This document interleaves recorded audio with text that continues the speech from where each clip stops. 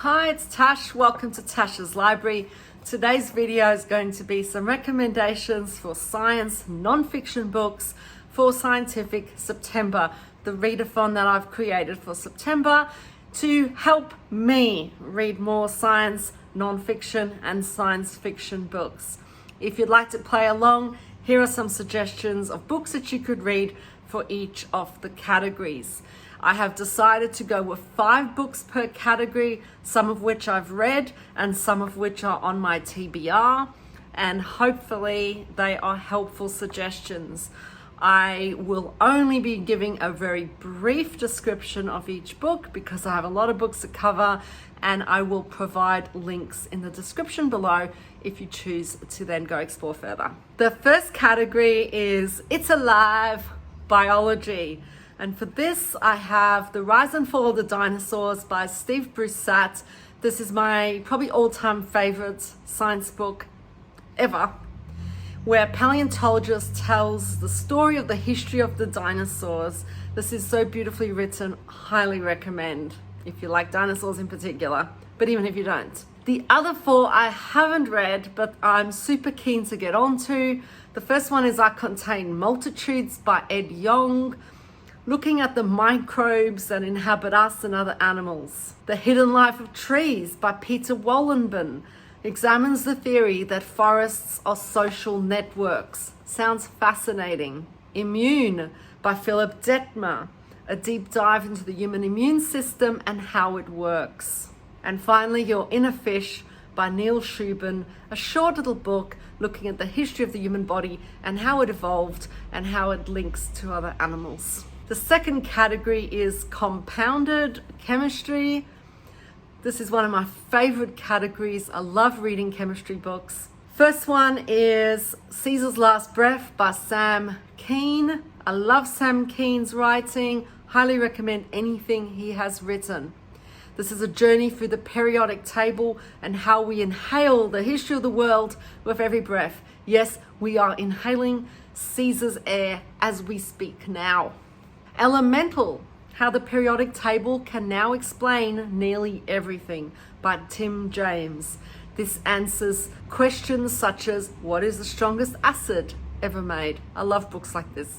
A Taste for Poison by Neil Bradbury, a little bit different. It looks at 11 deadly molecules and how they've been used by killers. Symphony in C by Robert M. Hazen explores carbon, the biography of carbon, its origins and evolution, and its uses. And finally, Ingredients, The Strange Chemistry of What We Put in Us and on Us by George Zaden.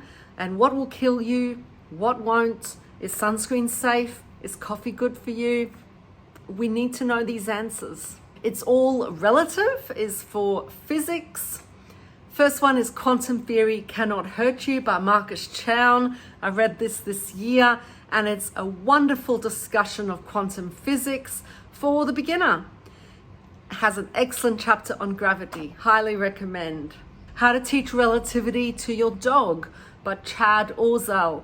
This covers the concepts of general relativity in a really simple way. A Brief History of Time by Stephen Hawking, a little bit more complicated, but the classic book on time and dimensions and black holes and antimatter. The Elegant Universe by Brian Greene, once again a classic in the genre, and he explores how the universe works, including dimensions, the fabric of space, time, and matter and energy.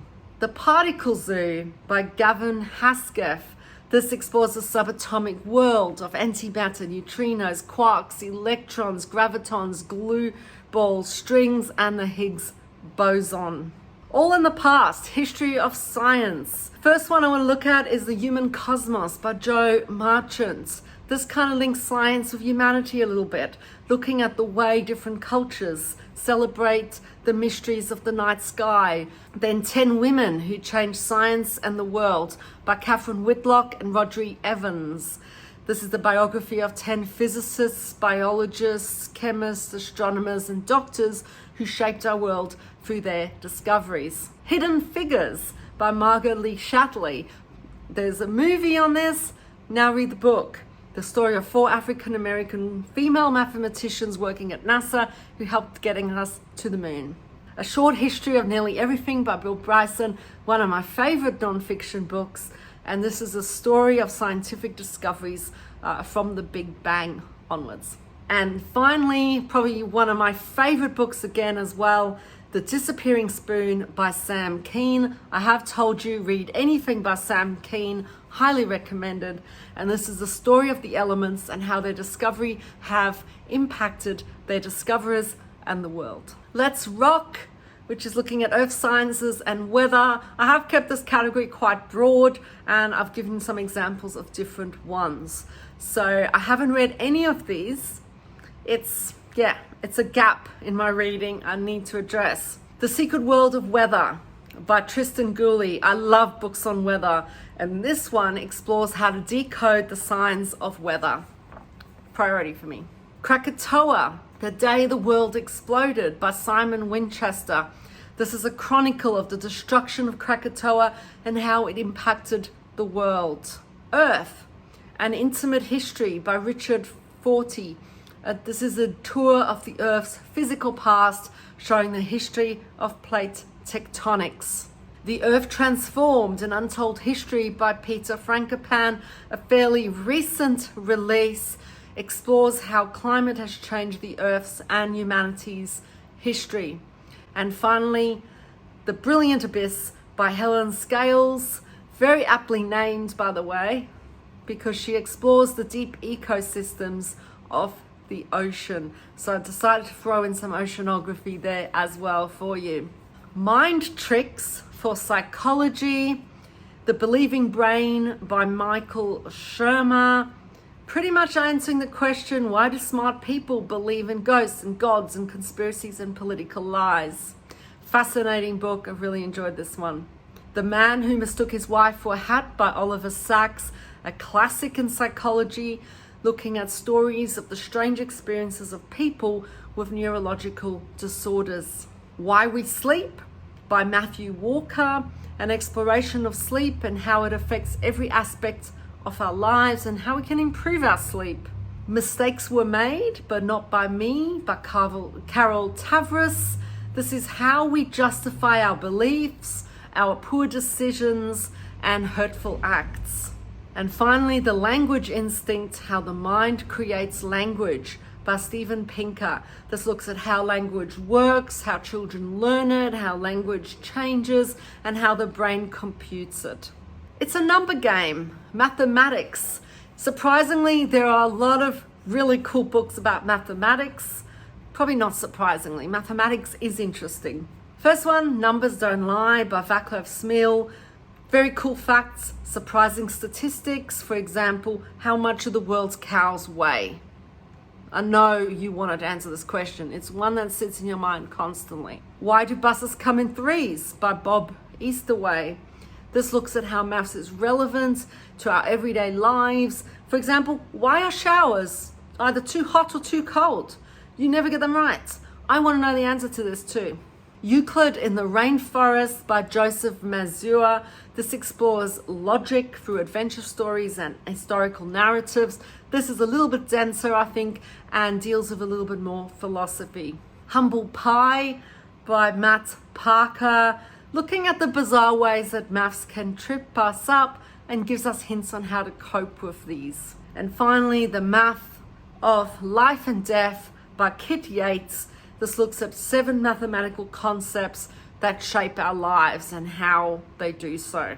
Skygazing for Astronomy, Cosmos by Carl Sagan, a classic examining the 14 billion years of cosmic evolution. Packing for Mars by Mary Roach, which is a trip into the science of life in space and space on Earth as well. Origins by Neil deGrasse Tyson, another cool classic, exploring the leaps in our understanding of the cosmos, including the discovery of exoplanets, which are fascinating. The Red Planet, A Natural History of Mars by Simon Morden. This is a good one if you just want to look closer to home, focus on one planet. And this looks at the mysteries and natural history of Mars including meteor strikes, volcanoes, and an ocean it once had. And finally, Black Holes, The Key to Understanding the Universe by Brian Cox and Jeff Forshaw. This explores black holes, which are places in space and time where the laws of gravity, thermodynamics, and quantum physics collide. Now, the final category for science nonfiction in Scientific September is I'm a Specialist, which allows you to incorporate books that fit a slightly different category of science, or it allows you to double up a prompt. I'm not going to give suggestions for this. This is kind of open rein. So that's it. Thank you for watching, and until I see you next time, take care.